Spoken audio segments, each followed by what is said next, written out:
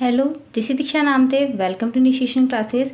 आज इस वीडियो में हम लोग क्लास 10th मैथमेटिक्स का एक्सरसाइज 1.3 का क्वेश्चन नंबर 2 एंड 3 देखेंगे। इसके पहले के वीडियोस यदि आपने नहीं देखे हैं तो उन्हें भी जरूर देख लें, ताकि आज जो क्वेश्चन हम करने वाले हैं वो आपको अच्छी तरीके से समझ में आ जाएँ। तो चलिए हम स्टार्ट करते हैं। क्वेश्चन नंबर 2 है हमारे पास यहाँ पर, प्रूव दैट 3 + 2√5 इज़ इरेशनल। यानी हमें यहाँ पे प्रूव करना है कि 3 + 2√5 जो है वो एक इरेशनल नंबर है। तो हमने ये पहले भी डिस्कस किया था, यदि कोई डिजिट रूट में आ जाती है यानी अंडर रूट में यदि है तो हम उसको क्या कहते हैं, इरेशनल नंबर कहते हैं। जैसे यहाँ पे लिखा हुआ है तो ये भी एक क्या हो जाएगा, इरेशनल नंबर हो जाएगा। यहाँ पे इस तरह से अपॉन में लिखा है तो भी इरेशनल है, मल्टीप्लाई में है तो भी इरेशनल है, और इस तरह से प्लस में दिया है या माइनस में दिया होता तो भी क्या हो जाता है, इरेशनल। या इस तरह से सिंगल दिया है तो वो भी क्या है, इरेशनल है। तो हमने लास्ट वीडियो में देखा था कि √5 एक इरेशनल नंबर है, उसको हमें कैसे सॉल्व करना है यानी कैसे प्रूफ करना है। उसके लिए हमने कॉन्ट्रडिक्शन मेथड का यूज़ किया था। यही यहाँ पर क्वेश्चन नंबर 2 और 3 को करने के लिए भी हम कॉन्ट्रडिक्शन मेथड का ही यूज़ करेंगे। तो चलिए हम स्टार्ट करते हैं। चलिए हम देखते हैं हमें कैसे प्रूफ करना है इसे। तो सबसे पहले हम लिख लेंगे,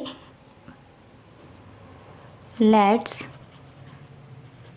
एज्यूम टू द कॉन्ट्ररी। जो हमने लास्ट क्वेश्चन में लिखा था उसी तरह से हमें यहाँ पे लिखना है। क्या लिखना है, दैट जो भी हमारे पास नंबर दिया हो उसको हम क्या मान लेंगे कि वह एक रैशनल नंबर है। यानी कि जो क्वेश्चन में दिया है उसके अपोजिट ही हम एज्यूम करेंगे। क्या एज्यूम कर लेते हैं कि 3 + 2√5 जो है हमारे पास वो क्या है, इज़ रैशनल। क्या मान लिया हमने कि जो 3 + 2√5 है वो हमारे पास क्या है, एक रैशनल नंबर है। तो इसका मतलब क्या हुआ, that is we can find coprime A and B। इसका मतलब ये है कि हमें क्या मिलेगा, कोप्राइम मिलेंगे A एंड B। यदि आपने लास्ट वीडियो देखा होगा तो यहाँ पे आपको अच्छी तरह से समझ में आ जाएगा कि हम इस तरह से क्यों एज्यूम कर रहे हैं और A और B जो कोप्राइम नंबर है वो हमारे पास किस तरीके से आ गए हैं। चलिए हम आगे देखते हैं। इसका मतलब क्या होगा, जो हमारे पास B होगा वो कभी भी 0 नहीं होगा। सच दैट हम आगे सॉल्व कर लेते हैं इसको। इसका मतलब ये हुआ कि जब हम इक्वेशन लिखेंगे हमारे पास जो दी हुई है यहाँ पे डिजिट, वो क्या हो जाएगी, A/B के फॉर्म में होगी। यानी कि मैं यहाँ पे आप लोगों को एक्सप्लेन कर देती हूँ। जैसे हमारे पास कोई दो नंबर्स हैं, जब हम उन्हें कट करेंगे तो किसी कॉमन फैक्टर से हम उनको कट करते हैं। तो जब हम उनको कट करेंगे तो उसके बाद वो हमको किस फॉर्म में मिल जाता है, A/B के फॉर्म में मिल जाता है। मान लेते हैं P/Q के फॉर्म में हमारे पास कोई नंबर्स लिखे हुए हैं। इस तरीके से हम कोई एग्जांपल ले लेते हैं, 4/20। तो हमने कॉमन फैक्टर से यानी फोर्सेस को कट कर दिया, 4 × 4, 4 × 5 = 20। तो ये जो हमें मिले हैं नंबर 1/5, तो ये किस फॉर्म में आ गया हमारे पास, A/B के फॉर्म में। A और B जो हमारे पास आए हैं यहाँ पे इस तरह से, ये क्या है, कोप्राइम है। चलिए हम आगे देखते हैं इसको। हम यहाँ पे सॉल्व करेंगे जब, तो 2√5 और जो यहाँ पे 3 हमारे पास प्लस में है वो वहाँ जाके किस में हो जाएगा, माइनस में हो जाएगा, उसका साइड चेंज हो जाएगा। इसे आगे सॉल्व करेंगे तो इस तरह से हमारे पास यहाँ पे आ जाएगा 2√5 = यहाँ पे एल्शियम लेने पर A - 3B/B। एल्शियम लेके सॉल्व करना आपको आना चाहिए। यहाँ पे √5 हम एज इट इज सेम लिख देंगे, और जो हमारे पास 2 यहाँ पे मल्टीप्लाई में है ये भी यहाँ पे अपॉन में चला जाएगा। तो यहाँ से आप लोग इस तरीके से देख सकते हैं, जो A एंड B हमारे पास है, यहाँ पे A एंड B इनको हमने क्या माना था, कोप्राइम नंबर से। यानी कि ये क्या है, कोई इंटीजर्स है यानी कि पूर्णांक है। और साथ ही साथ 2 और 3 हम जानते हैं ये भी क्या होते हैं, पूर्णांक होते हैं। यानी जब हम इसे सॉल्व करेंगे तो ये सभी क्या हो जाएंगे, एक पूर्णांक संख्या हमें प्राप्त होगी। यानी कि A - 3B जो 2B है, इसको जब हम सॉल्व करेंगे तो ये एक तरीके से क्या हो जाएगी, परिमेय संख्या हो जाएगी। लेकिन जो √5 है वो क्या है, एक अपरिमेय संख्या है, इरेशनल नंबर है। तो इस वजह से क्या हो रहा है, कॉन्ट्रडिक्शन उत्पन्न हो रहा है। तो हम क्या लिख देंगे, this contradiction has arisen because of our incorrect assumption. यानी कि ये जो विरोधाभासी परिणाम आ रहा है वो हमारी गलत कल्पना के कारण है। जो हमने स्टार्टिंग में मान के रखा था वो गलत था, इस वजह से आ रहा है। तो 3 + जो 2√5 है वो क्या है, एक अपरिमेय संख्या है, यानी कि एक इरेशनल नंबर है, ऐसा हम लिख देंगे। आप लोग देख सकते हैं इस तरह से हमें स्टेटमेंट दे देना है। लास्ट वीडियो में मैंने आपको बताया कि स्टेटमेंट आपको किस तरीके से बनाना है, तो यहाँ मैंने आपको एज इट इज ऐसे शो कर दिया है ताकि वीडियो लंबा ना हो। आप लोग देख सकते हैं क्या लिखा हमने, since A and B are integers we get √5 = A - 3B/2B is rational. So √5 is rational, but this contradicts the fact that √5 is irrational. यानी कि यहाँ पे हमने क्या कह दिया है, वही बात कि A और B क्या है, पूर्णांक है, और 2 और 3 भी क्या होते हैं हमें पता है, ये भी इंटीजर्स है, पूर्णांक है। तो इस तरह से ये क्या हो गया है, एक रैशनल नंबर बन गए हैं। और √5 क्या है, इसके इक्वल में है, तो इस तरह से √5 भी क्या बन गया, एक रैशनल नंबर बन गया। तो जिसकी वजह से क्या हो रहा है, कॉन्ट्राडिक्शन उत्पन्न हो रहा है कि किस फैक्ट में उत्पन्न हो रहा है कि √5 क्या है, एक इरेशनल नंबर है, क्योंकि हम प्रूव कर चुके हैं। तो हमने क्या लिख दिया है कि ऐसा कॉन्ट्राडिक्शन इसलिए अराइज हो रहा है, इसलिए उत्पन्न हो रहा है क्योंकि हमने जो एजम्पशन किया है वो क्या है, इनकरेक्ट है। तो आई होप आप लोगों को अच्छे समझ में आ गया होगा किस तरह से आपको स्टेटमेंट देना है। चलिए अब हम देखते हैं हमें इन्हें किस तरह से सॉल्व करना है। मैं यहाँ आप लोगों को डायरेक्ट सॉल्व करके दिखा रही हूँ। जो भी स्टेटमेंट हमने question number first and second में लिखा था एज इट इज सेम आपको लिखना है। ये देखते हैं इसे किस तरह से सॉल्व करना है। तो सबसे पहले मैं यहाँ पे इस तरह से इसको एज इट इज सेम लिख दे रही हूँ और हम क्या करेंगे, ए और बी इंटीजर के फॉर्म में यहाँ पे इसको इस तरह से लिख देंगे। अब हम क्या करेंगे, दोनों तरफ स्क्वायर करेंगे, यानी कि स्क्वायरिंग बोथ साइड्स। जब हम दोनों तरफ स्क्वायर करेंगे तो 1 एज इट इज सेम रहेगा, रूट से स्क्वायर कैंसिल हो जाएगा, तो इस तरह से हमारे पास आ जाएगा 2 और यहाँ आ जाएगा a² फिर हम इसको आगे सॉल्व करेंगे तो b² इक्वल टू क्या आ जाएगा हमारे पास, a²/2। तो यह हो जाएगा हमारे पास इक्वेशन नंबर फर्स्ट। अब हमने जैसे क्वेश्चन नंबर फर्स्ट किया था √5 को इरेशनल प्रूफ, वैसे ही इसको हम यहाँ पर कर रहे हैं।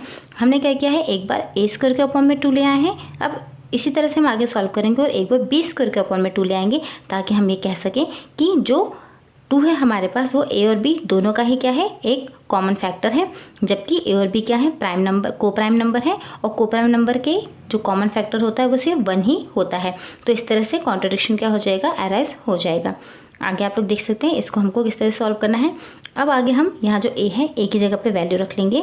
हम मान लेते हैं a की जगह पर 2c, हम इस वैल्यू को पुट कर देंगे।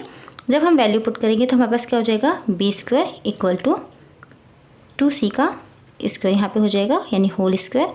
इसको सॉल्व कर लेते हैं। यहाँ पे 4c²/2, 2c स्क्वायर कट करेंगे तो 2c² आ गया यहाँ पे, यानी कि c² इक्वल टू हमारे पास आ गया है b² यहाँ पर। तो हमने लास्ट वीडियो में भी देखा था कि हमें कहाँ कहाँ पर स्टेटमेंट लिखना है। तो सबसे स्टार्टिंग में आप लोग लिखेंगे लेट्स एज्यूम, और जो भी हम कॉन्ट्ररी एज्यूम कर रहे हैं कि 1/√2 है वो क्या है, एक इरेशनल है, इस तरह से एज इट इज सेम लिखते चले जाएंगे।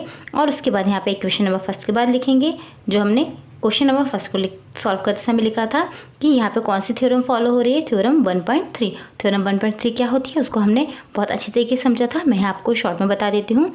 क्या था थ्योरम 1.3 में हमारे पास, यदि किसी डिजिट का स्क्वायर किसी डिजिट से डिविजिबल है तो वो सिंगल डिजिट भी क्या होगी, उससे डिविजिबल होगी। यानी इस तरीके से a² जो हमारे पास है वो क्या हो रहा है, 2 से डिविजिबल है।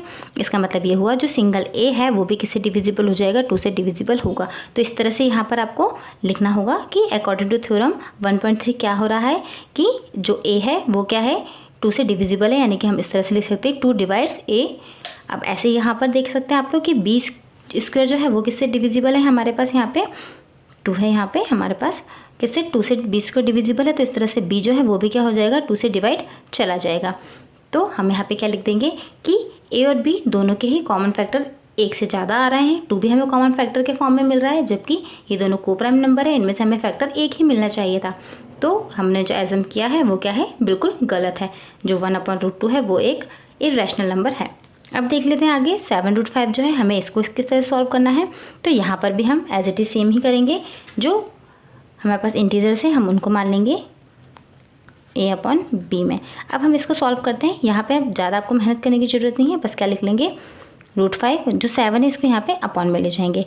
अब हमने जैसे अभी क्वेश्चन नंबर सेकंड में देखा कि a और b क्या है, हमारे पास इंटीजर्स हैं और 7 भी ऑलरेडी इंटीजर ही होता है। इंटीजर यानी क्या होता है, पूर्णांक। पूर्णांक में सारे पॉजिटिव नंबर्स भी आ जाते हैं, 0 भी आ जाता है और हमारे पास निगेटिव भी आ जाते हैं।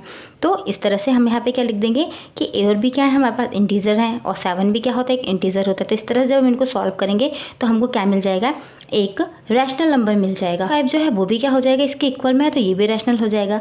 इसकी वजह से कॉन्ट्रडिक्शन उत्पन्न होगा कि √5 क्या है, एक रैशनल नंबर है, जबकि हमने इसको सॉल्व किया था तो क्या आया था हमारे पास कि √5 तो एक इरेशनल नंबर होता है। तो आप सीधे स्टेटमेंट दे देंगे कि क्या स्टेटमेंट दे देंगे कि कॉन्ट्रडिक्शन उत्पन्न हो रहा है, किस वजह से, क्योंकि हमने जो एजम्पशन किया है वही क्या है, रॉन्ग है। मैं यहाँ पे आप लोगों को बहुत शॉर्ट में बता रही हूँ ताकि वीडियो लंबा ना हो। यदि आप लोगों को डिटेल से समझना हो तो आप लोग मेरा फर्स्ट वीडियो जो है 1.3 का उसे ज़रूर देख लें, ताकि आप लोगों को यहाँ पर अच्छी तरह से समझ में आ जाए।